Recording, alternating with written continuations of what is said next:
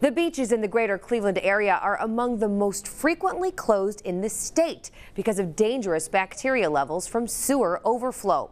The Northeast Ohio Regional Sewer District tests the water every day in the summer and posts warnings when people should stay away. But the sand is only tested once a month, so we did our own investigating.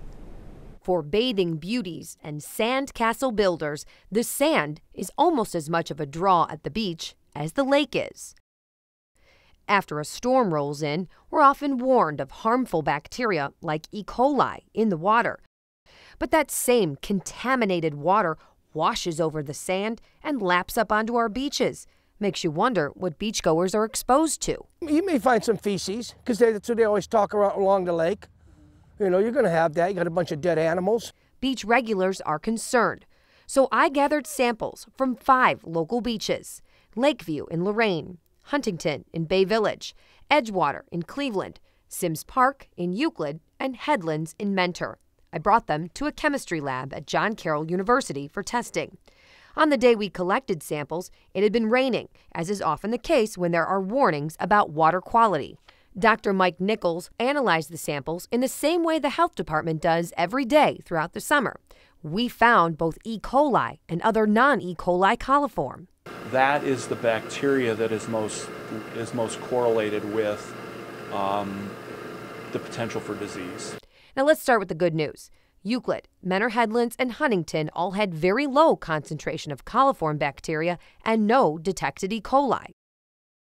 Neighbors in Bay Village aren't surprised given the regular maintenance. In the morning after they run these tractors, it's real clean. Lakeview had a small amount of E. coli, but 10 times more other bacteria. The other coliform don't necessarily cause disease, but they may be indicators that other disease potential bacteria like E. coli are present.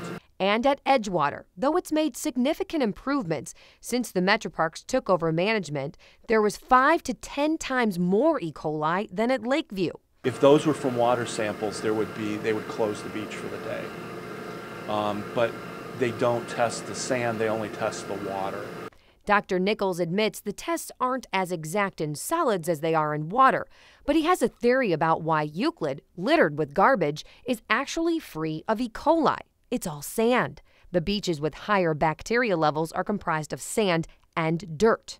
E. coli have to eat something, so normally they're eating fertilizers or human or pet waste, but that also gives them a nutritional source to be able to live. So throughout the summer, when we have big storms, there's pet waste. And if there's a combined sewer overflow, there's human waste released into streams, eventually making its way into the lake. But it's not just the water that's risky. Jen Pachano, 19 Action News.